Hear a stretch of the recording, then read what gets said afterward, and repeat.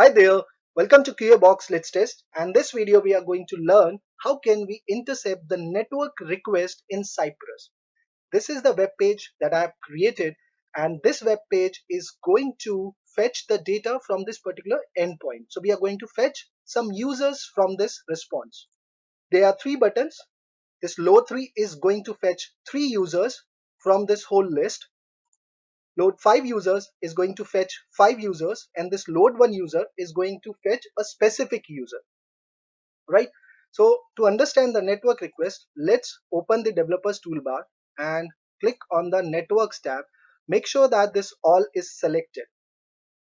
Now when I'm going to click on this button, I have also written an event listener for click event, and in this particular section, as you could also read, the title of this section is intercept XHR. So in here we are making XHR request to fetch the users and to create the new users.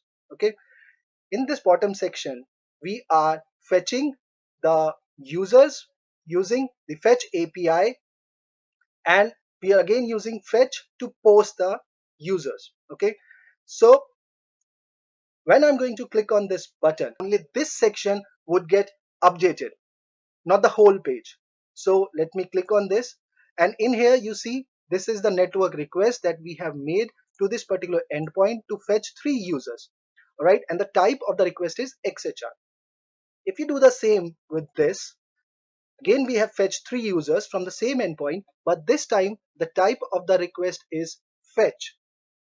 So let's also understand this XHR and fetch. And before that, let's understand the need of Ajax. So before Ajax concept was introduced, to update the portion of a page, browsers at that time used to make a request for a full web page to the server. It means that even for a small change, the page was loaded entirely. Now in here, because I have used the Ajax concept, so only this section is being updated when I click on this button, not the whole page, right? Because loading the whole page is really bad. Let's understand this. So let's open this Google, right? And let me inspect this. Let's again go back to network and let us reload this page, right? So we see in here we have made so many network requests. If you could see, I'm highlighting, there are so many 73 requests that we have made just to load this page. Just imagine if you just update a small section on this page and you have to make these many requests again, right? That's really bad. With Ajax, web applications were able to send and retrieve data from a server asynchronously in the background without interfering with the display and the behavior of the existing page. That was the need of the Ajax. Now, what is this XML HTTP request? So this is the page that I've created, and if we go to the code, right, so this is the function that I'm invoking, and in here you could see I'm first working with the XML HTTP request object. Okay, XML HTTP request object is used to retrieve data from a server asynchronously. XML HTTP request used to fetch XML data over HTTP, and hence the name. But today it can be used with protocols other than HTTP, and it can fetch data not only in the form of XML but also JSON, HTML, or plain text. Now, what is this fetch? Fetch is the new native JavaScript API supported by most browsers today. Fetch also allows you to make network requests similar to XML HTTP request. It is an improvement over XML HTTP request API. The main difference between fetch and XML HTTP request is that fetch API uses promise and hence avoid all the callbacks. Alright, so with that, now let us see how can we intercept these requests in Cypress. So prior to version 6.0, Cypress 6.0, we used to use cy.server and cy.route combination. But now this feature is deprecated, and Cypress is also saying that this particular thing will be moved to a plugin. So better start using cy.intercept. So if you can move to the newer version of Cypress, you should think about upgrading the Cypress. And to do that, what you have to do is go to your terminal and just first type npm update, because you first have to check whether you need to update to the newer version or not. If you're already on version 6 and above, you don't need to. We started this series on Cypress 5.4, and I recently updated this to 6.4, which is the current version as I'm recording this video. So when you write this command, you will see what are the latest version available at this point of time. And if you want to update any of the specific one, all you have to say is npm install, then type the name of the package and add at, and then say latest. Hit enter, and this is going to download the latest version for you. Okay, all right. Now, what are we going to see? So these are the test cases that we are going to write on the page that I've shown you. So we are going to do both spy and stub. First three test cases are written using the cy.server and cy.route approach. The remaining five are written using the new method, which is cy.intercept. Now we also have to understand the limitation of this particular approach. So we go to intercept and let's compare it with cy.route. So cy.route can only intercept the XHR request, but the cy.intercept can intercept fetch API, page load, XML HTTP request, resource load, etc. cy.route, the default method that was, if you do not provide anything, was get, but there is no such concept in cy.intercept. There is no default. Okay, and we also used to use wildcard in cy.route, but now we use only plain substring match, regular expression, or mini match. Okay, and let us look at our first test case. This is how we used to do it. Now once you upgrade to 6 plus version, right, you will see these methods as deprecated, right? They are strike through. Okay, so if you look at the intelligence which is coming from the TypeScript file which comes along with Cypress, you see that this is deprecated and rather use this. But let's still uh, go ahead and first understand this. So we used to set up the server to proxy the network request, and then we used to say, okay, which particular request. So we in here we say the request will have users as the path, and then this, as you know, in API represents the query parameter, and then it could contain anything. All right, and then we use alias like this. Okay, so next thing is we click on this particular button. Okay, and we wait for this to happen, and then this gives you an object back. And if we have to work with the object properties, we use its, and then with the help of should we can do it like this. But let's first comment these things out and run this particular test case.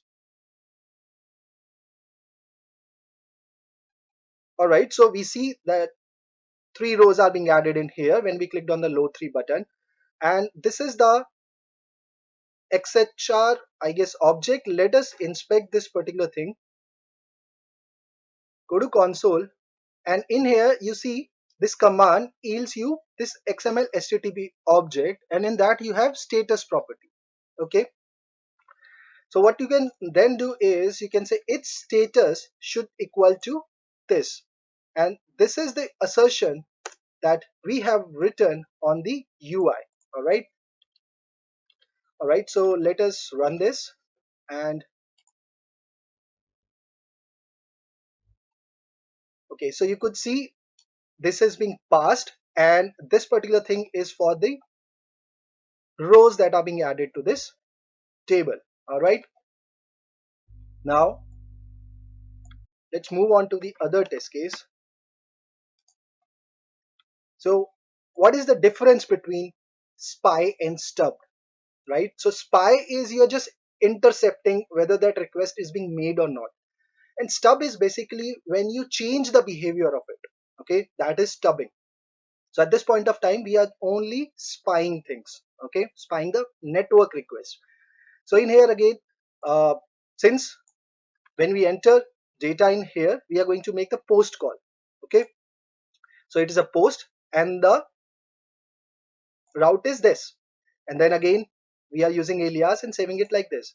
Then the data that I want to enter, I have stored that into an object so that I can pass it like this. All right, so we just find those elements, type into it and click that. Then we wait for that network request to be fired, and when that is fired, right, because it returns that XML http object, right, let us check that once again. Go to console and you see XML http request object. So we get this and then we write our assertion. So we have used then, and then we can assert all these. Now why are we asserting this? So we understand this when you're posting something from your UI, right, the last step as a tester that you have to check is that it has successfully made to the database as well, right? If it doesn't make to the database, there is a bug somewhere. Now it could be at the database level, it could be at the network level, all right, or it could be at the UI level. At the network level, we have the APIs. Now when we test this, okay, we can safely say, right, the purpose of intercepting is we can safely say now that hey, whatever data that is being provided in the UI, right, we are successfully able to share it with the API, right? So the problem might be at the database end, right? We can do this much of RCA if we write this step. Okay, so if we fail to do so, these assertions would fail. And we can say, okay, so UI accepted the data from the user, but it failed to pass it to the network request. All right, great. So we write all these assertions and then we check uh, the element on the UI as well. Let us see the page now. So when I enter anything in here like that, okay, I hit a post. So we make a post request of XHR type, and then we also get this. Okay, so whatever I'm writing in here, I'm also appending in here, right? So this is a span basically when I'm setting up this data, right, just for the demo purpose. All right, so we write this particular assertion then. Okay, should contain this. So now if you run this,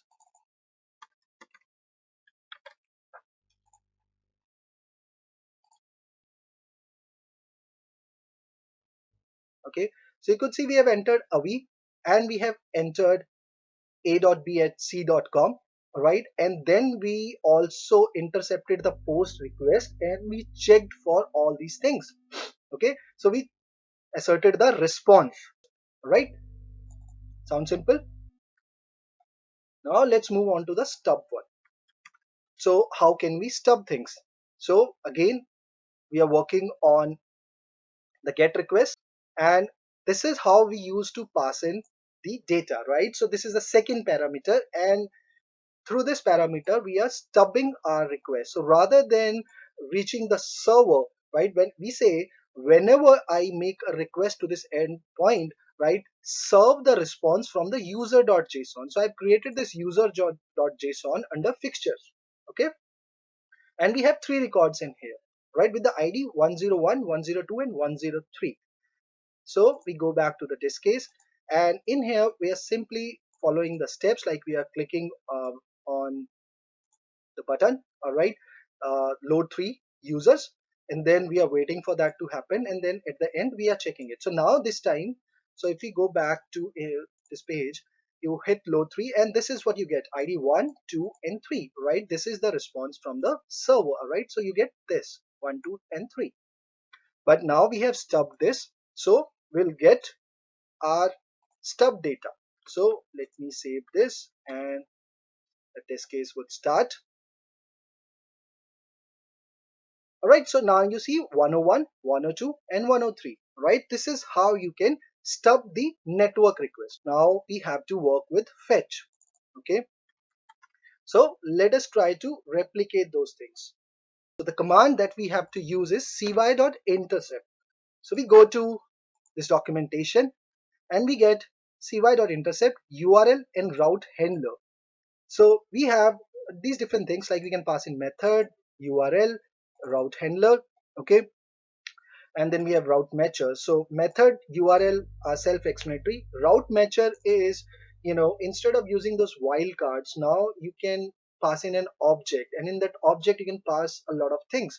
Route handler is basically when you want to stub, and matcher is used when you want to spy, okay, and you want to be very specific. So route matcher, in here you could see we can pass in auth, headers, host name, HTTPS, match against URL, methods, path name, port, query parameters. All right. So in our case, we have load 3 users button and load 5 users. So this is the endpoint. And if you in here come and say, so you have to say question mark, okay, underscore limit is equal to 3. If you do it like this, so you get only 3 records back. If you say 5, you get 5 records back, okay, like that. So we are changing the query parameter. So we are also going to see how can we handle that in this new format, okay. So we say cy.intercept, okay, and we just pass in the URL this time, okay, and the URL is users, okay, and we just say as users, like that, and then rest of the things are pretty much the same, okay. So we do it like this, and we are just asserting the response, but this time the response would be different. So let us run this. Right, so this time this particular button is clicked, right, and it is also able to fetch the response. And remember, this particular network request is working on fetch. So if you try this with the other approach, which was cy.server,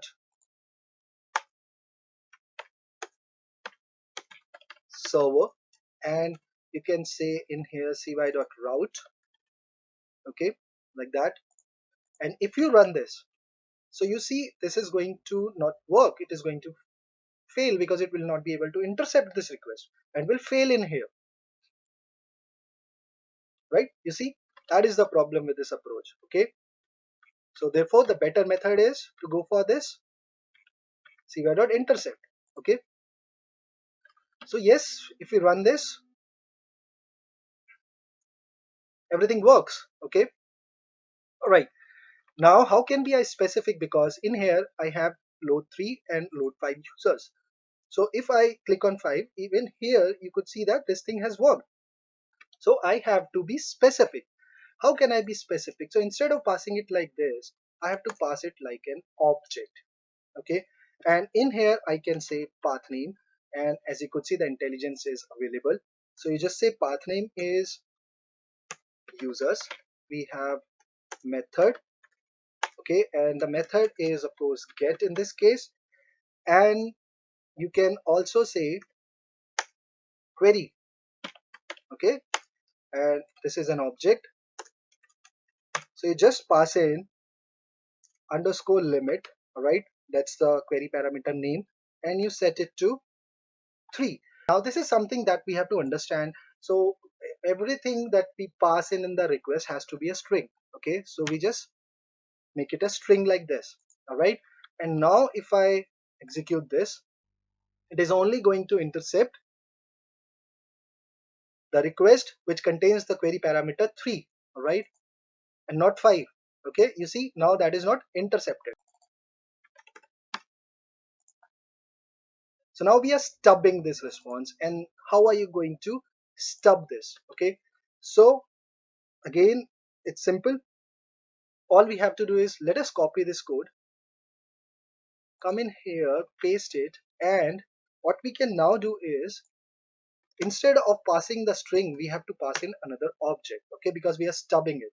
So we are handling the route, okay. And now we say fixture. So we have this intelligence again, and I just say users dot json, like that, right. Let us execute this. So this time you'll see a different response in the bottom grid, right. We see 101, 102, and 103. Great. Then let's try the same with 5 users. So you got to do this, and this time we are running all these different assertions. Let us execute this. Now you could see you can be more specific now with this intercept. Okay, so yes, this has worked as well. Let's move on to the next one. So herein we are spying the single user, all right? So we just do it like this, right? Because this is a path parameter, so we just have to add one. So let us come in here, and instead of using the query parameter, you can just add one forward slash and say one, hit enter, you get the first record, right? So now it is very simple. You say cy.intercept, you pass in that specific uh, path parameter, and you stub it, and then you do different assertions, right? Let us run this as well. And these are all working on the fetch API of window object. Okay, this has again worked. We see this result here, right? Next is we have to intercept the fetch post request. All right, uh, very same, like you create an object which contains name and email. Then you intercept like this, right? So path parameter is users. You intercept that particular request. You perform actions on the UI, and then you wait for this to happen. But this time, when you do this, right, it's not XHR. It's we get a different object, and we have not seen that yet. So let us see that. So we go to console and you get an object back this time, all right? And in that object, you have all these different things. Also, you can expand response, and in here you have status code, all right? So in the previous one, in the XHR, right, in the server and route, we used to get XML HTTP object, and then we had the status, right? So there are some differences in here, but you just need to click on this and you can understand, okay, that in this object we have all these different properties, and then it's pretty simple. So we just say object dot response, right? Because object dot response dot status code is equal to 200. Okay, but in case of post, it is going to be 201. All right, and then we are just checking a few more things that we have passed from the UI, like name and email. It's that simple. All right, let me now run this and see whether it works or not. All right, so you could see that we have intercepted the post request, we have checked the response from the post request, and we have also verified this assertion on the UI. Cool. All right, so you can find this code as well as the uh, the particular page that I've created to demo the cy.intercept on the GitHub project. Right, I'm going to share the link of that in the description of this video. So I hope you like this. Thank you so much.